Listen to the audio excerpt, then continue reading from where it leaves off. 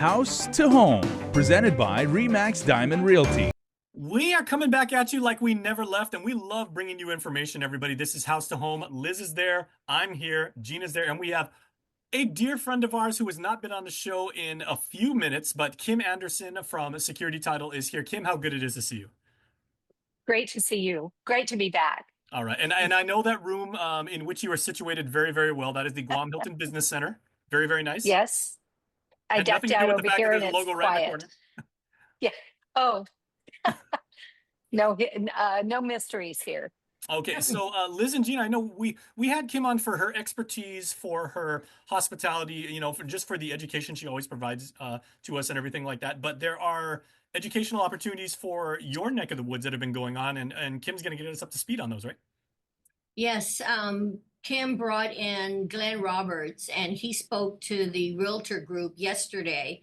And he talked about the different deeds, title, the title, the importance of title insurance and why you should have it, and also the reasons why, what happens when you don't have it. And it was a really it was a actually the class was supposed to be 2 hours, ended up being 3 hours because the last tail end he extended the class because he had examples, cases where people were up the kazoo in terms of a particular case when either the title insurance covered it or did not cover it. And it was really, I think that was kind of like the highlight, Kim, yesterday, Yeah, the tail end of the class yeah, where all yeah, these Kim. examples came up. Yeah, Kim, this is your wheelhouse, your passion, your domain, and everything like that. So if you would get us up to speed, and how much has changed in the world of title operations? Well, that's a lot. What Liz was talking about, the fascinating part are like the horror stories, the everything that can go wrong, and they are basically just putting your toe in the water. We don't know half of what can go wrong. But Glenn is an attorney. He's a senior underwriter with Stewart Title, and he has a background as a title agent. So he worked with realtors for many, many years before he joined Stewart Title as underwriting counsel. So he's got a wealth of knowledge. And what he did was he kind of walked all of us through what an owner's policy is and what it's not. There's basically two different types of title insurance policies.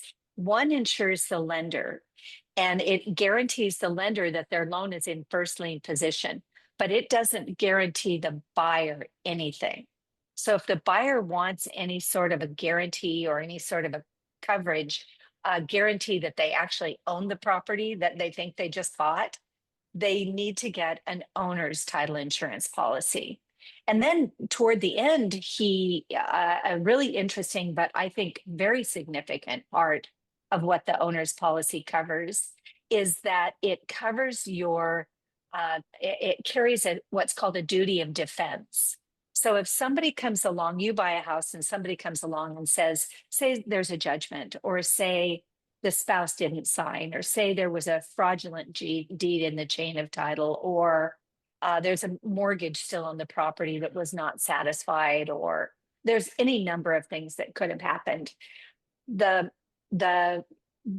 probably the most expensive thing that the title insurance policy takes on is hiring counsel to protect you and to protect your rights to the property.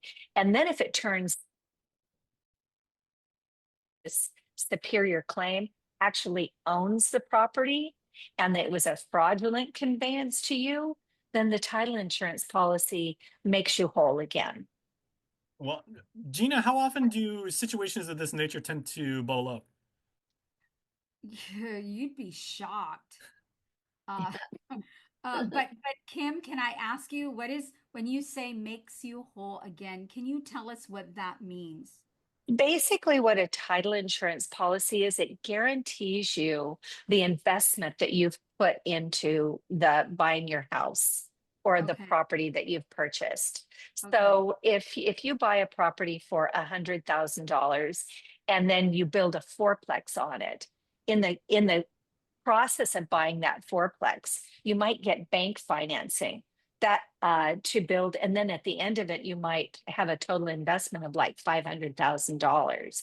You'll want to increase your title policy from the 100,000 of buying the land to the 500,000, which is your total investment in the property.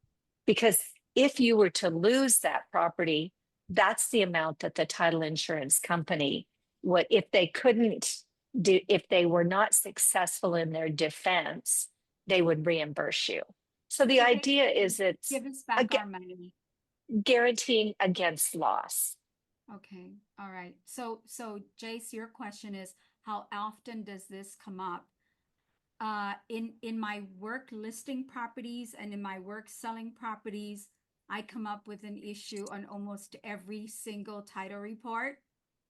I even had, and it's happened to me twice already. So my thing is, I always get title insurance, even when I refinance, which hurts because it's like, I already have title insurance on this. Why do I need to pay for another one? But I do That's it all the time. interesting. And Kim knows because I've gone whining and crying to her. Kim, I bought this 3 times. Yeah, you have to buy it again. Okay, wait. Let's if we can, ladies, I'd like to like kind of like explore that space a little bit more, because so if you do in fact refinance a loan that you've already got, you have to take an additional title policy on the refinancing, right? Well, So if I can Yeah. clarify, Sure. when you purchase a property and you buy an owner's title insurance policy, that owner's title insurance policy is a one-time cost, and you pay that fee at the time that you purchase the property. When if you sell the property, it's the idea is you no longer own it, therefore you don't have any liability. Mhm. However, if I buy a piece of property and I sell it to Gina, and Gina says, Kim, I know you really well. I'm sure there's no title problems on it. So I'm not going to buy title insurance. And then Gina gets the house, moves in, goes on her merry way. And then there's a challenge to a probate that happened before my ownership, that if I still owned it, I would be covered. So they tell Gina, get out of the house, it's ours. Gina sues me. That title insurance policy will still cover me, even though I no longer own it. So it covers me regardless of any attack on the title. So that's the owner's title policy. The other one that Gina was talking about is a lender's policy. Mhm. And the lender's policy guarantees, let's say when she buys the house, she goes to Bank of Guam and gets financing. That makes perfect sense. The lender's policy, ensures Bank of Guam that they're in first lien position. And if they have to foreclose and take the property, there's no other judgments or taxes or other mortgages in first lien position against their ownership. Then if Gina finds a better interest rate, or maybe she refinances with Bank of Guam 4 years later because they've got a better interest rate, it's since the owner's policy is based on the mortgage and the recorded see. priority, that's why you have to buy the lender's policy. That makes a lot more but sense. not the owners. Yeah, and Liz, one thing that we always talk about on this show is that, as smart business people, and homeowners essentially are, because that's essentially like a little firm that you're running, is dealing with uncertainty and trying to mitigate the chances that uncertainty will come back and bite you in the butt. That's right. Every time I buy a piece of property, I always buy title insurance, because from our line of work, we see all kinds of weird situations. And so I don't want to take a chance. And in the end, as we discussed yesterday, who wins in the end? Whoever's right. The attorneys always end up getting the volume of the settlement. So every time I buy a property, I don't care, even if I'm familiar with who owns it, I still get title insurance. And I've seen situations where, someone gets a loan, the lender's side gets title insurance, but then the buyer says, I don't need it, the lender has it. And then later there was there was one situation where there was a dispute and they were asking me what to do. I said, well, look through your files and check whether you have your title insurance document. If you don't have your title insurance document, you're up the creek. You're going to have to go to the title company and not necessarily, I don't think they'll keep all their files, right, Kim? There's a window where you keep your files. And if you can't find one, the lender might be covered, but you are not covered if you don't have that title insurance. And again, you end up paying an attorney to defend yourself. So if there was a title policy issued, we can find it, even though, and we actually had a situation where some of our files were burned in a fire. There was, I think, a bunch of the port documents were in the same fire, but so we, for the most part, we can recreate the file based on recorded documents and based on the underwriter. But if there is no owner's policy, then the underwriter is under no obligation to defend or cover that loss. And of course, this is in addition to the policy that you would get with regular homeowners insurance, because you're being a smart person. And again, you want to protect your house in the event of unforeseen circumstances, right, Gina? You know, Jason, that's the key. It's unforeseen. It's something you don't expect to have come up. And personally, I've had 3 properties where something that I bought something came up during my ownership. And, you know, I mean, Liz and I are constantly doing stuff with our real estate. So we're constantly updating it. We're constantly looking at our title report because we're constantly doing things. And in on 3 separate occasions with 3 different properties, bills came up that the escrow company did not catch when they initially did their research, because the government of Guam, sometimes they're backlogged in logging in their information. Sometimes it's piled up somewhere and eventually they'll get to it. And then eventually it's public record because now they've recorded it, or I don't know what the excuse is, but I really, I get title insurance policy because that is just my nature to have insurance to cover my life, my home, my car, my title. That is my nature. And I can tell you for a fact, it's come up 3 times on properties I've bought, and I've gone to the title company and I've said, hey, I need somebody to help me out. Either I just needed it paid and they actually paid it for me, or this is so complicated, even I don't even know where to begin, guys. What do we do? And so, yeah, the title company stepped in and said, yeah, this is pretty messy. We're going to have to really spend some time doing it. And I think the last one, it probably took a year for the title company to figure out how to remove these liens that did not show up on my title policy, on my title report at all when I purchased. And it took them about a year, but they put in a lot of effort, a lot of time, I'm sure. And they came back to me and said, okay, we've removed them. We're ready to move forward. So yeah, I mean, that's why I do it. I do it for peace of mind. Kim, what is the most common question that people ask of you? Well, actually, Gina just reminded me in our meeting yesterday, one of the realtors brought up a really, really interesting point. And she said, if I have a clean title report, why do I need to buy a title policy?